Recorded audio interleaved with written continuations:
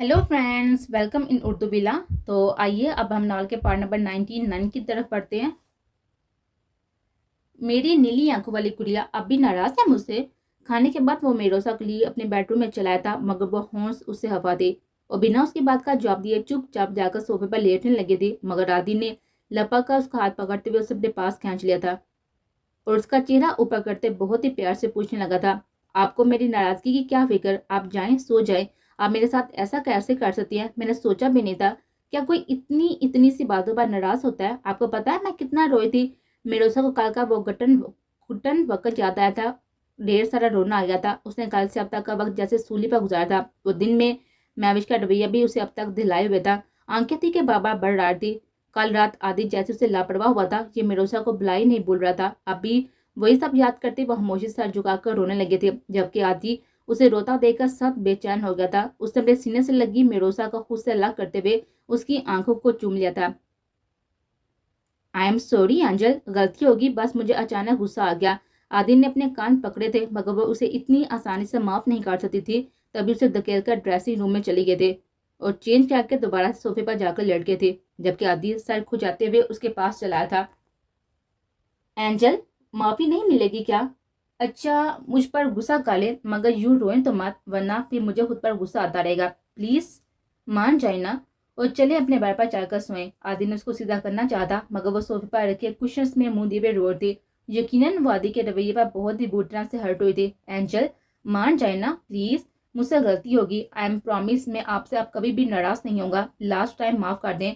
आगे से ऐसा कुछ नहीं करूंगा, तो भले ही बात मत कीजिएगा। प्लीज मान जाए ना, वरना मुझे आपको अपने तरीके से मनाना पड़ेगा। फिर शिकायत मत कीजिएगा। सुने सुने ना। अच्छा, नहीं मान रहे? ओके। कहते हुए आदि ने उसे गुदगुदाना शुरू कर दिया था और वो रोते रोते हंसती से बेहाल हो गए थे। यह आदि के पास आरी हड़बा होता था मिरोसा को हंसा कर काबू करने का, और अब भी वो हंसी से बेहाल मिरोसा को पकड़कर अपने साथ लगाते उस पर अपनी मोहब्बतों की बारिश करने लगा था। उससे ज्यादा मिरोसा उससे नाराज रह सकती थी, ना ही आदि उसे खुद से नाराज रहने दे सकता था। मेरोसा आज बहुत खुश थी, क्योंकि आज दोपहर में अचानक स्नान अपनी बीवी और बेटे के साथ पाकिस्तान चलाया था। भाई से इतने महीने बाद मिलकर वो बेहद खुश थे। सारा दिन वो रेहान शाह की तरफ गुजार कर अभी अभी घर आए थे। कल रात के बाद मैविश ने मेरोसा से कुछ नहीं कहा था। उसका सारा दिन सनान के पास ही रेहान शाह की तरफ रहने पर भी एतराज नहीं किया था। सनान और उसकी बीवी लाइबा सनम के यहाँ ही रुके थे। कल की तरह आज भी आदि को आने में देर हो गई थी। मेरोसा मुतअद्दिद बार उसका नंबर लगा चुके थे, जो कि मसलसल स्विच ऑफ रहा था। आप भी उसका नंबर लगाकर मायूसी से किचन में चले थे। उसका इरादा आदि के लिए खाना गर्म करने का था। अभी वह फ्रिज से खाना निकालकर पलटी ही थी कि अपने बिल्कुल पीछे खड़े हुए रजवान को देखकर बुरी तरह से डर गए थे। मिरोसा ने जल्दी से सालन का डोंगा किचन काउंटर पर रखा था और किचन से बाहर निकलने लगे थे। कहाँ चली मेरी मासूम चिड़िया? मैंने तुमसे कहा था ना कि मेरा दिल बहलाओगी तो मैं तुम्हें आंटी के शर से बचा लूंगा, मगर तुमने मेरी बात नहीं मानी। लेकिन कोई बात नहीं, ना तो ना सही। मैंने तो तुम्हें प्यार से समझाया था, अब नहीं समझी तो तुम्हारी मर्जी। वो मिरोसा को हबासा से देखता हुआ उसके पास आने लगा था। वो डरते डरते उल्टे कदमों से पीछे हट रहे थे। चलो मेरे साथ मेरे रूम में, जहाँ कोई आ गया तो मुश्किल हो जाएगी। रजवान मिरोसा के कान में बोला था। उसके मुंह से अजीब सी बदबू आ रही थी। पैर बुटन से लड़खड़ा थे, शायद उसने ड्रिंक की हुई थी। मिरोसा पीछे होते हुए बिल्कुल दीवार के साथ लग गई थी और रजवान ने उसकी गिरफ्त लपेटा हुआ दुपट्टा झटके से खा जाता। वो चीखती उससे पहले ही रजवान ने उसके मुंह पर हाथ जमाकर उसकी चीख को रोक दिया था। अब वो उसके ऊपर झुककर उसे चूमना चाहता था कि मिरोसा ने उसे अपने पूरा जोर लगाकर उस शैतान को पीछे की तरफ धकेला था और साथ ही एक जोरदार थप्पड़ उसके मुंह पर खींच मारा, जिससे वो लड़खड़ा कर पीछे हुआ था। रिजवान के साथ ही हटते ही रिजवान के सामने से हटते ही मिरोसा उससे बचकर बाहर भागी थी, जबकि थप्पड़ पड़ते रिजवान बुरी तरह से बिफर उठा था और मिरोसा के पीछे भागा था। फिर तेजी से लंबी लंबी कलांचे बढ़ता वो भागते हुए मिरोसा के बिल्कुल करीब पहुंच गया था और लप्पा का पीछे से उसे दबोच लिया था। साथ ही मिरोसा का दोबारा से अपना हाथ जमा लिया था। वो रजवान की गिफ्ट ने बुढ़ता से फड़फड़ाहट थी। कोई रार फरार ना पाकर उसने अपने मुंह पर हाथ रखकर रजवान के हाथ पर जोर से नोचा था। मुंह पर उस शैतान के हाथ की गिफ्ट ढीली पड़ते ही वो पूरी कुवत लगाकर पीछे मुड़ती और उसने रजवान का मुंह नोच डाला था, जो नशे में होने की वजह से सूझबूझ कर इस्तेमाल नहीं कर पाता और मिरोसा के लंबे नाखूनों के वार से बिलबिलाते हुए पीछे हुआ था। तभी मिरोसा मौका मिलते ही दौड़कर बाहर दरवाजे तक पहुंची थी, मगर तब तक रिजवान उस तक पहुंच चुका था। उसने पीछे से ही मेरोसा के बाल पकड़ लिए थे, उसे अपने साथ घसीटने लगा था, मगर अब मेरोसा ने उसके दूसरे हाथ को निशाना बनाया था। उसने जोर से रजवान के हाथ काटा था। उसे पीछे दिक्का देकर वो दोबारा दरवाजे की तरफ भागे थे और फुर्ती से गेट का लॉक खोला था। अभी वो चलाती हुई बाहर निकली ही थी कि रजवान ने उसे पीछे से दोबारा दबोच लिया था। आदि, वो जोर से चीखी थी, जबकि सामने ही अपने घर के पोर्टियम में आदि, फ़हीम, रकीम और हालिब से सुनार के मतलब बात कर रहा था। आज उसे आते ही देर हो गई थी, इसलिए वो सुनार से नहीं मिल पाया था। घर आते ही उसे फ़हीम, हालिब और रकीम तीनों बार लॉन में टहलते हुए बातें करते मिल गए थे। आदि को आता देखकर वो भी उसके पास ही चले आए थे।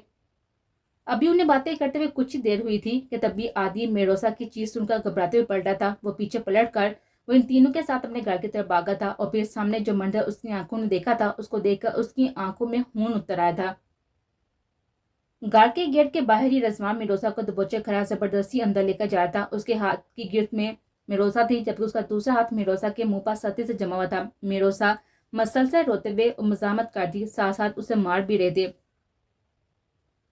एंजल, आदि की चीती हुई आवाज पर रोती हुई मिरोसा ने सामने खड़े आदि को देखा था, जबकि आदि को देखकर रजवान की रूह जैसे फना हो गई थी। उसने घबरा कर मिरोसा को छोड़ा था। वो उसकी गिरफ्त से आजाद होते ही तेजी से आदि की तरफ भागे थे। बिना दुपट्टे के इतने अबतर हाल में मिरोसा को देखकर आदि पर जैसे किसी ने खोलता हुआ तेल डाल दिया था।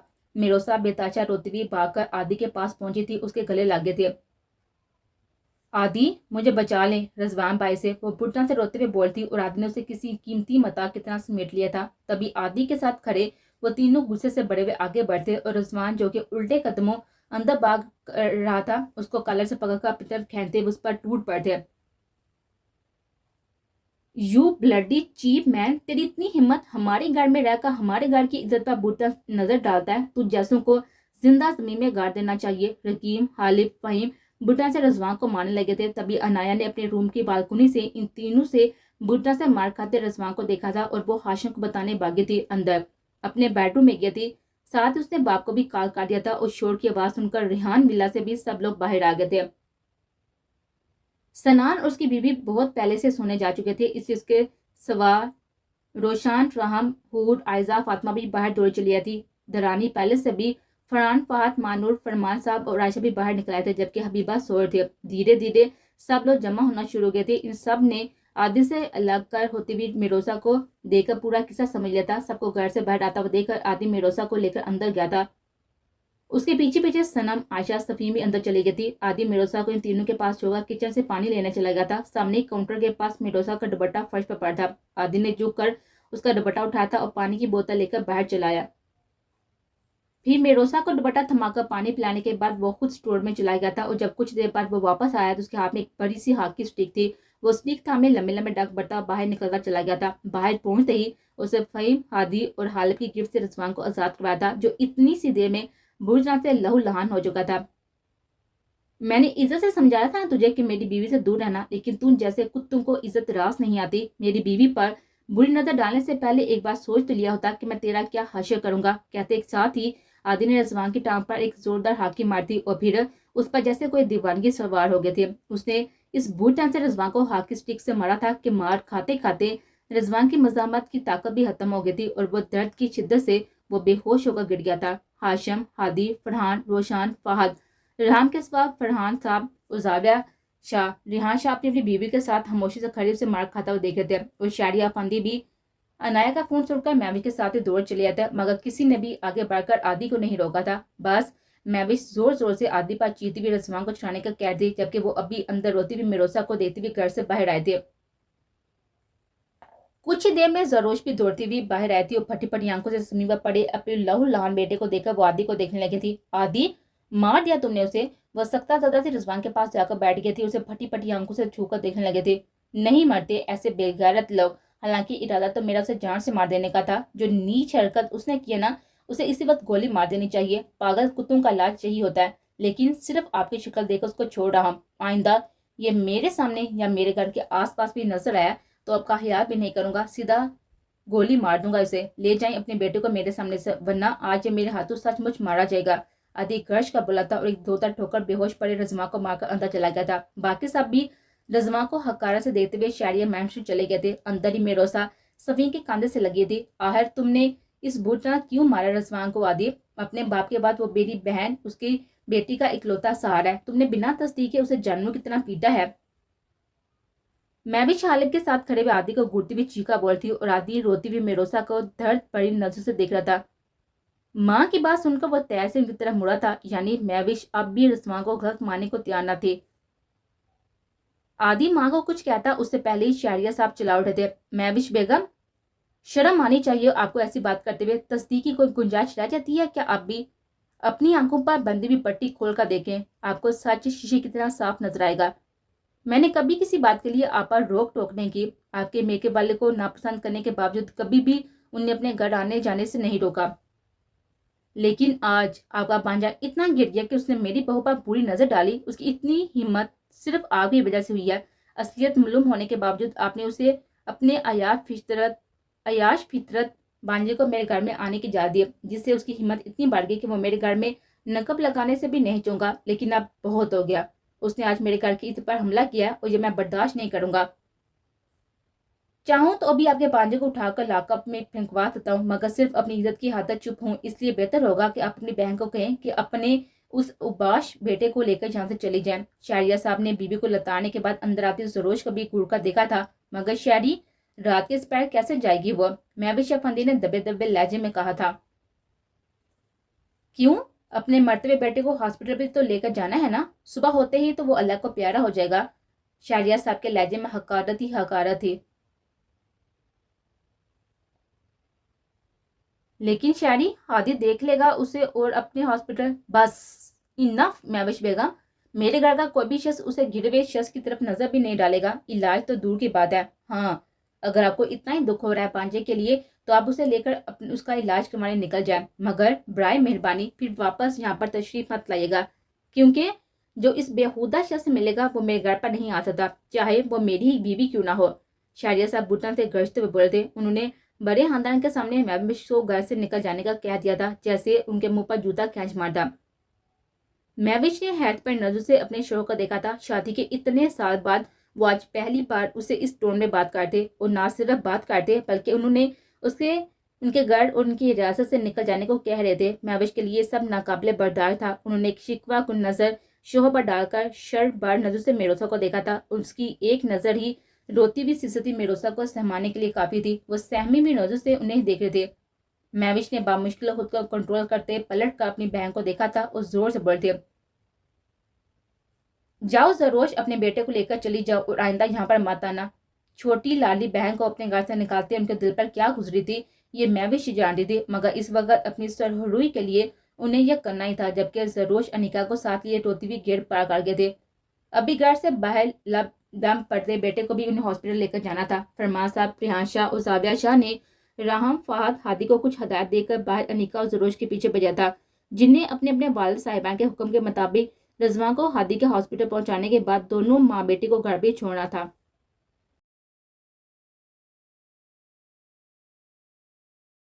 एंजल, क्यों रो रही हैं? मैं हूं ना आपके पास, प्लीज सो जाएं। मत डरे, मैं जाग रहा हूं, आप आराम से सो जाएं। Don't worry. सबके जाने के बाद आदि उसे ऊपर लेकर आया था। मिरोसा चिंजिया के सोने लेटी थी, मगर आंखें बंद करते कुछ देर पहले का मंजर उसकी निगाहों के सामने चलने लगा था, और साथ ही महविश की वो कहर आलूद नजरें भी जहन के पर्दे पर लहराए थे, जिससे बुटन से डरते वो घबरा कर उठ गए थे।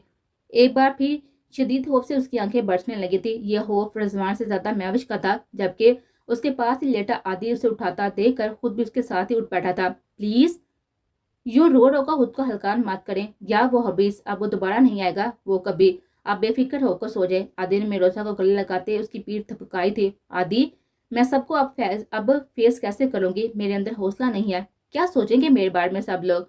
मेरोसा उसके साथ लगी रोती हुई बोलती, पागल हो गई हैं आप? आपको शर्मिंदा होने की क्या जरूरत है? कौन सा आपने कोई गुनाह किया है यार? एंजल, इधर मेरी तरफ देखें। जब मैं हूं आपके साथ तो आपको किसी से भी डरने की कोई जरूरत नहीं है, ओके? आदि ने मिरोसा की नीली झील सी आंखों में देखकर कहा था, जो रोने की वजह से नहायत ही सुर हो थे। आदि, ममा हर्ट हुई हैं मेरी वजह से। मिरोसा डरते डरते दबे लफ्ज़ों में बोलती। वो आदि को खुलकर नहीं बता सकती थी कि उसे महविश के मतवक्का रिएक्शन से डर लग रहा है।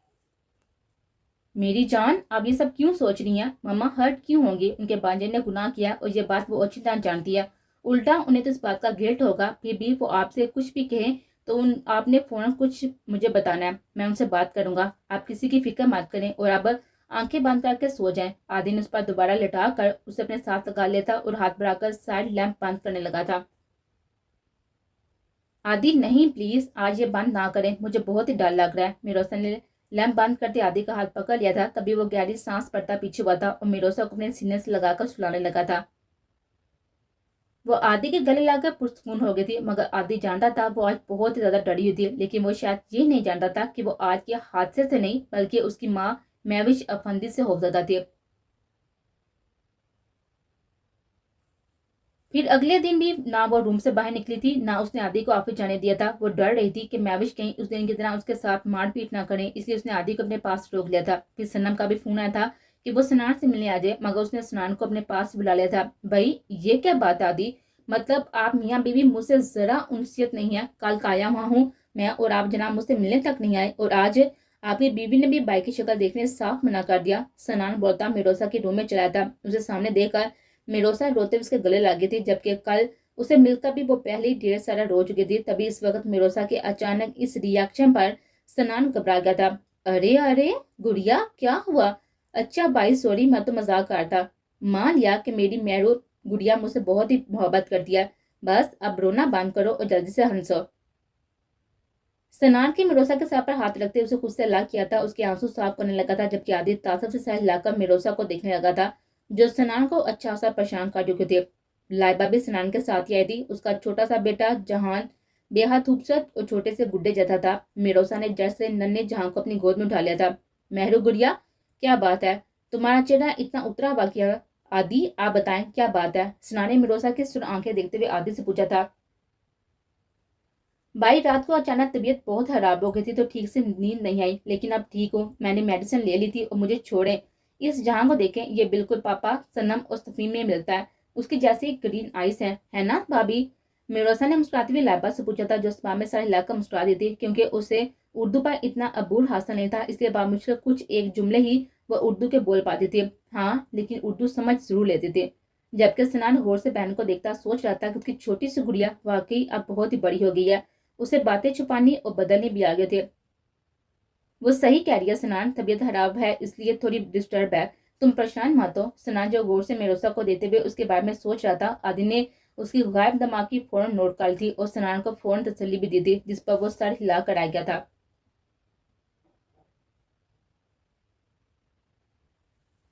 फिर पूरा एक हफ्ता सनान मुराद हाउस गुजार कर आया था। वो सिर्फ 2 हफ्ते के लिए पाकिस्तान आया था। एक हफ्ता मुराद हाउस वो इसलिए रुका था कि वहां से उनकी फैक्ट्री पास पड़ती थी और वहां फैक्ट्री के काम के सिलसिले में आया था। इस एक हफ्ते में मिरोसा काफी हद तक नॉर्मल हो गए थे। आशा, सफीन, सनम उसे जबरदस्ती अपने साथ पकड़कर सबके बीच ला बिठाती थी। उसे बातें करके उसे नॉर्मल करने की कोशिश करती थी। साथ ही आदि भी उसे प्यार से समझाता रहता था, अपने साथ का यकीन दिलाकर उसका हौसला बढ़ाता था। इसलिए वो काफी हद तक बहल गए थे। और इस पूरे हफ्ते मैमिश की तरफ से भी खामोशी थी। वो मिरोसा से बात भी नहीं करती, बस अपने काम से काम रखते थे। फिर अगले हफ्ते ही सनान लौट आया था। इस बार वो आयशा की तरफ रुका था। शाम की चाय पर इस बार सनम, रकीम, हालिब, सफीन, आदि, मिरोसा, आयशा और फहीम मौजूद थे। फिर सनान की बजिल्ले संजनी से और हब की हंसी। मिरोसा सनान और बाकी सबके साथ बहुत खुश थी। उस पर आदि का दिल भी काफी हद तक उसकी तरफ से मुतमिन हो गया था, वरना वो मिरोसा के रवैये से बहुत ज्यादा परेशान हो गया था, जो उसे एक हफ्ते से अपने पास से हिलने भी नहीं दे रहे थे। सनान को मिरोसा के साथ हुए हादसे के बारे में किसी ने नहीं बताया था और आदि ने भी मिरोसा को सख्ती से मना कर दिया था सनान को उसके बारे में बताकर परेशान ना करे। इसीलिए एक हफ्ते बाद वो सारी सच्चाई से अनजान था और इस वक्त सब बहनों समेत चारों बहनों के साथ हंसी मजाक में लगा हुआ था।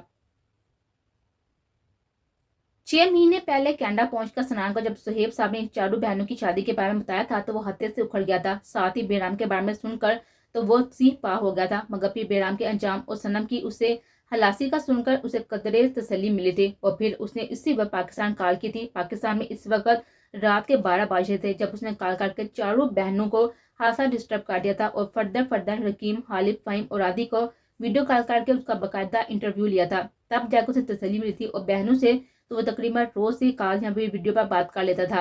वो मुतमिन था कि उसकी चारों बहनें बिल्कुल ठीक ठाक अपनी जिंदगी में खुश हैं। अब वो सिर्फ 2 हफ्ते के लिए पाकिस्तान आया था। इस हफ्ते के आखिर में उसे वापस जाना था। यह पूरा हफ्ता वो फ्री था और आज उसका चारों बहनों और बहनोइयों के साथ आउटिंग का प्रोग्राम था, इसलिए उसने आते साथ ही सब बहनोइयों को घर पर ही रोक लिया था। आदि तो है मिरोसा की वजह से ही रुका था, मगर सना ने सुबह उठते ही उसे भी छुट्टी के लिए स्पेशल कॉल कर दिया था। सुबह आदि की आंख भी उसकी कापा खुली थी। अब आप लोग बैठे मत रहें, जल्दी तैयार हो जाएं, बाहर चलना है। आदि फहीम हालिम रकीम यार तैयार हो जाए ना, आप मेरी तरफ से ट्रीट। रकीम ने एएसपी बनने की खुशी में सना ने चारों से कहा था। वो चारों बहनोइयों से उम्र में छोड़ा था मगर रिश्ते में बड़ा था, इसलिए इज्जत के साथ बड़े धड़ल्ले से वो इन चारों का नाम लेता था। वो उन्हें इज्जत देने के लिए उनके नामों के साथ आपका लहाका भी जोड़ लेता था। ये उसका उन्हें रिस्पेक्ट देने का अपना अंदाज था। फिर वो चारों ही जल्दी जल्दी तैयार होकर स्नान के साथ ही घूमने निकल गए थे और फिर एक भरपूर दिन गुजार कर एक दूसरे के साथ वो रात को एक 5 स्टार होटल में डिनर के लिए गए थे। खाने का ऑर्डर देकर उन्हें बैठे कुछ ही देर हुई थी कि अचानक मिरोसा की नजर किसी पर पड़ती और दूसरे शख्स से भी मिरोसा को देख लिया था। Hello Mirosa, what a pleasant surprise. तो पाकिस्तान में कैसे? अच्छा, तो तुम यहाँ हो, इसलिए स्कूल छोड़ दिया तुमने, है ना? वो मिरोसा का क्लासमेट फ्रेडी था, जो कि पाकिस्तान कैंडिडेट था। उसका नाम तो फरीद था मगर सब क्लास में मेरे उसे फ्रेडी कहते थे। हेलो फ्रेडी, तुम कैसी हो? और हाँ, मैं पाकिस्तान में पिछले 6 महीने से शादी हो गई है मेरी। ये मेरे हस्बैंड है सनम, सफीन और आशा को तो तुम जानते ही हो ना, ये उनके हस्बैंड हैं और ये मेरे भाई और भाभी। मिरोसा ने फर्दम फर्दम सबका तारीफ करवाया था। उन चारों के सिवा सना ने भी फ्रेडी से हाथ मिलाया था। कैसी हो फ्रेडी, और तुम यहाँ कैसे? आशा मिरोथा के तकरीबन सारे क्लास फेलो को जानती थी। फ्रेडी से वो पहले भी मिल चुकी थी। मैं यहाँ 1 महीने की ट्रिप पर अपने दोस्तों के साथ आया हूँ, कुछ फ्रेंड्स के पेरेंट्स भी हैं। मिरोसा आओ तुम्हें हैजर से मिलवाऊं, वो भी आई है। फ्रेडी ने मिरोसा के क्लासमेट का नाम दिया था। ये लड़की मिरोसा की फ्रेंड थी। मिरोसा स्कूल में ज्यादातर वक्त उसके साथ ही गुजारती थी। अभी वो हैजर का नाम सुनकर खुशी से उछल पड़े थे। हैजल आई है, आदि भी अपनी फ्रेंड से मिलकर मैं अभी आती हूँ। मिरोसा बिना आदि की तरफ देखे खुशी खुशी अपने फ्रेंड से मिलने चली गई थी, जो उनसे कुछ ही दूर टेबल पर बैठी हुई थी। आदि मुस्कुरा कर अपनी पागल सी बीवी को देखने लगा था, जो वाकई अभी बिल्कुल बच्चों जैसी दिमाग वाली थी। पता नहीं कब बड़ी हो गई ये, आशा ताजुब से सारी लाती बोलती। और फिर मिरोसा खुशी खुशी अपने दोस्तों से मिलकर उन्हें ना सिर्फ अपने घर का एड्रेस दे चुकी थी, बल्कि सबको परसों अपने घर पर लंच पर भी इन्वाइट कर रहे थे। इस दौरान वो अपनी खुशी में महविश को भी भूल गए थे। उसने अपने दोस्तों के साथ ना सिर्फ बहुत अच्छा वक्त गुजारा था, बल्कि उसने आदि के सिवा बाकी सबको भी अपने दोस्तों से मिलाया था। और फिर डिनर के बाद वो सब एक भरपूर दिन एक साथ गुजार कर घर लौट आए थे। आदि, आपने यूं चोरी छुपे बिना अपना नाम जाहिर किए रिजवान को यहाँ दूसरे हॉस्पिटल में क्यों शिफ्ट करवाया है? जरोश ने अपने सामने बैठी महविश अफंदी से पूछा था। उन्होंने आज ही रिजवान को हादी के हॉस्पिटल से दूसरे प्राइवेट हॉस्पिटल में शिफ्ट करवा दिया था। कभी तो अकल का इस्तेमाल कर लिया करो जरोश, क्या हादी के होते हुए भी इस हॉस्पिटल आ सकती हूँ मैं रिजवान को देखने, और फिर अपने हॉस्पिटल में वो हर वक्त हर बात पर नजर रखता है। ये तो अच्छा है ना वो अनाबिया के साथ आज ही शहर से बैठ गया है, वरना मजीद 10 सवाल पूछता। महविश ने घूर कर जरोश को देखा था। अभी मैं कभी भी नहीं भूल सकती अपने बच्चे का ये हशर। 2 जगह से उसकी टांग टूटी है और हाथ में भी फ्रैक्चर हुए हैं। हालिफ, फहीम, रकीम के सिवा आदि ने भी अपनी इस मासूम ट्रेल बीवी की वजह से मेरे बच्चे को जानवर की तरह पीटा है। डॉक्टर ने 2 महीने का बेड रेस्ट बताया। जरोश सूजे मुंह के साथ ही बिस्तर पर पड़े हुए रिजवान को देखकर आंसू पूछते हुए कहा था। वह इतनी अबतर हालत में था कि करवट लेने से भी कासर था। महविश ने भी हमदर्दी से बांजे को देखा था। तुम फिक्र मत करो जरोश, इस लड़की ने ना सिर्फ रजवा को मार नहीं पड़वाई, बल्कि शायरी के जरिए मेरे चेहरे पर भी लफ्जों के नादीदा थप्पड़ लगवाए हैं। पहली बार शायरी ने मुझसे इस तरह की बात किया, और तो और उन्होंने मुझे घर से निकल जाने का कह दिया। पहले इस डाई ने मेरा बेटा मुझसे छीना, बाद में मेरे शोर को मुझसे बदजन कर दिया। इस लड़की ने मुझे बहुत तकलीफ दी है जरोज, उसकी वजह से मेरा बेटा और शोहर दोनों मुझे बुरा समझने लग गया। सिर्फ और सिर्फ इस लड़की की वजह से आज मुझे शायरी से छुपकर तुमसे मिलना पड़ रहा है। उसने मेरे घर में मेरी वैल्यू डाउन कर दिया। वो मुझसे मेरा घर, मेरी फैमिली को छीनना चाहती है, और ये मैं होने नहीं दूंगी। शायरी ने मुझे उसकी वजह से घर से निकल जाने की धमकी दी थी ना, लेकिन अब मैं इस फसाद की जड़ को ही अपने घर से निकाल फेंकूंगी। बस मुझे सही मौके का इंतजार है। बहरहाल फिलहाल तुम मेरी एक बात गौर से सुनो। मैं वो झुककर सरोज को कुछ समझाने लगी थी, जैसे वो बहुत ही नहायत ही गौर से सुनने लगे थे।